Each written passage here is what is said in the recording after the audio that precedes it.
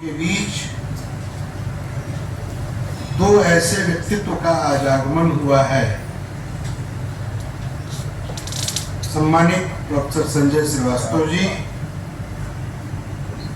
Professor आशीष श्रीवास्तव जी, दो ये ऐसे शख्स हैं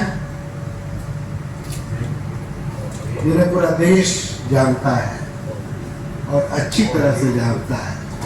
तो हम लोग का सौभाग्य है आज इस सेमिनार में आकर के आप लोगों ने हम लोग की गरिमा को और मगध विश्वविद्यालय के पुराने वैभव को और आगे बढ़ाने का काम किया है। आप लोग का सादर अभिनंदन है।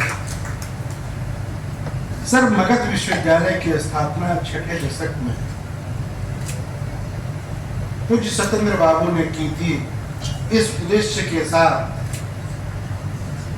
कि बिहार में सिर्फ पटना यूनिवर्सिटी को जाना जाता था। उन्होंने देश के विभिन्न यूनिवर्सिटीज से अच्छे विद्वान शिक्षकों को ला करके मगध में सम्मान और जगह दिया। ये एजुकेशन का एक्सीलेंस बने। आप बीएचयू के दो लोग हैं, उनकी परिकल्पना थी कि ये बिहार का बीएचयू था भी। सर, आप 8वें दशक तक, 9वें दशक के प्रारंभ तक इसकी गरिमा थी, लेकिन बाद में इसकी गरिमा का क्षरण होना शुरू हुआ। वो बातें छिपी हुई नहीं है कि कौन जिम्मेदार है।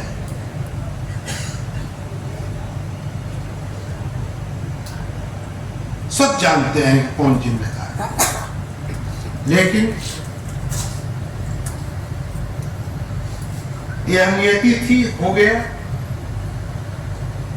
लेकिन हम लोग, मैंने महसूस किया कि मैं इस विश्वविद्यालय का छात्र रहा हूं, शिक्षक रहा हूं, प्रिंसिपल रहा हूं लंबे समय तक, 13 साल तक।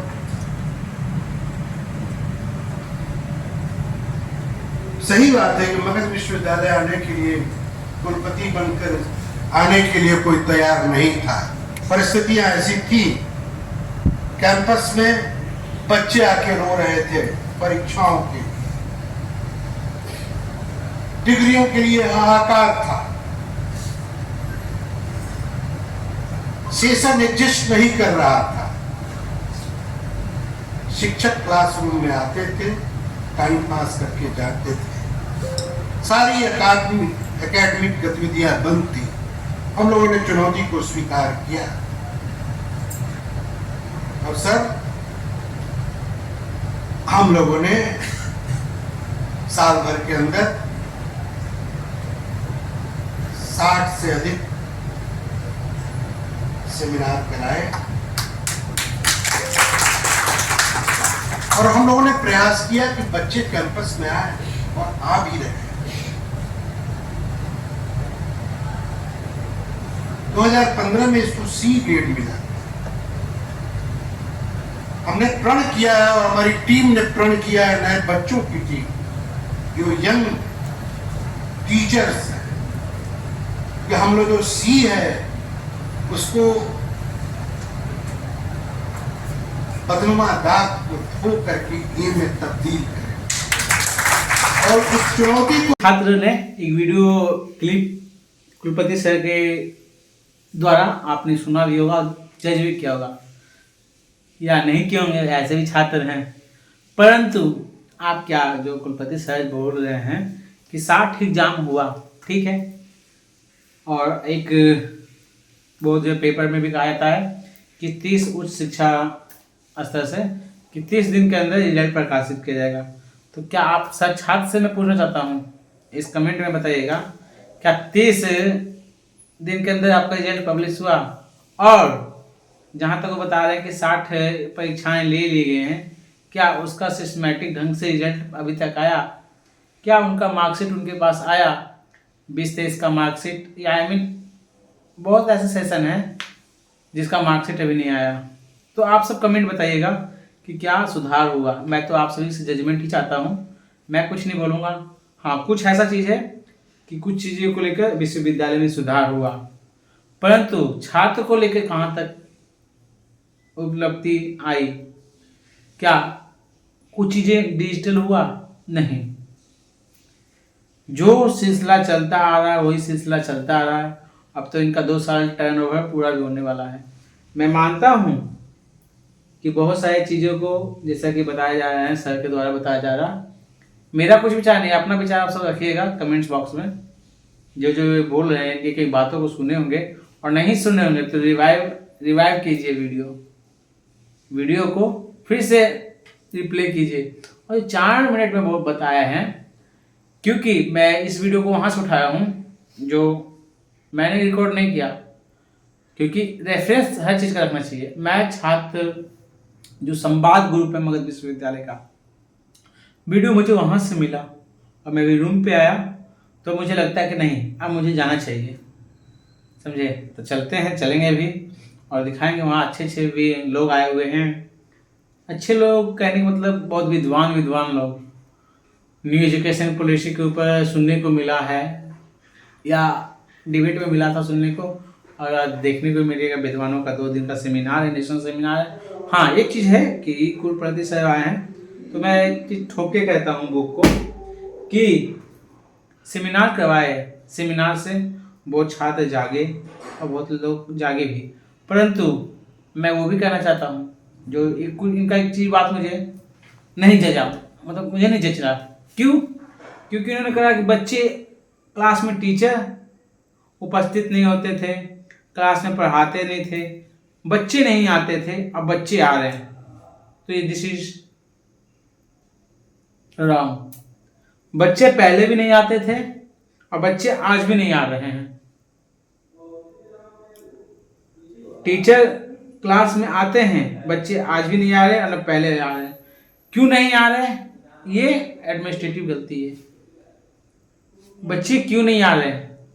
अभी तो बहुत सारे छात्र का एग्जाम भी मतलब एडमिशन भी हुआ है, तो यहाँ पर दिखाया जाता है 31 बच्चों का एग्जाम हुआ, मतलब एडमिशन हुआ, सॉरी 66 बच्चों का एडमिशन हुआ, उसको कैंसिल कर दिया जाता है। कहा जाता है कि आपने 12th बेसिस मार्क्स पे आपने फॉर्म भरा।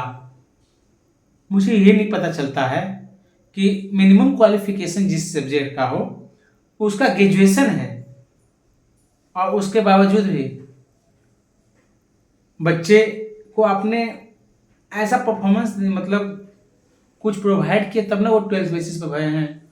आपका जो एजेंसी है, जिस एजेंसी से आप काम करवा रहे हैं, उस एजेंसी में कहीं ना कहीं तो वहाँ के लोग जानकार नहीं हैं, तब ऐसा काम हो रहा है, या वो बहुत बड़े माफिया हैं, क्योंकि उनको यही नहीं पता चल रहा है कि बच्चे किस बेसिस पे, क्या एक मेरिट लिस्ट आता है उसको कैंसिलेशन किया जाता है कि ये रोस्टर का पालन नहीं हुआ, फिर सेकंड मेरिट लिस्ट आता है, फिर कहा जाता है कि ये चलेगा, उसमें बच्ची का नाम आता है। मतलब एक बार आप सुधार करते हैं, दोबारा फिर अगर आपको मेरिट लिस्ट लाते हैं उसमें भी बच्चों का नाम आता है, फिर क्लास स्टार्ट हो जाता है, क्लास स्टार्ट होने के बाद भी फिर बच्चों का नाम काटने का एक नोटिस आता है कि बच्चों का नाम काट दिया जाएगा।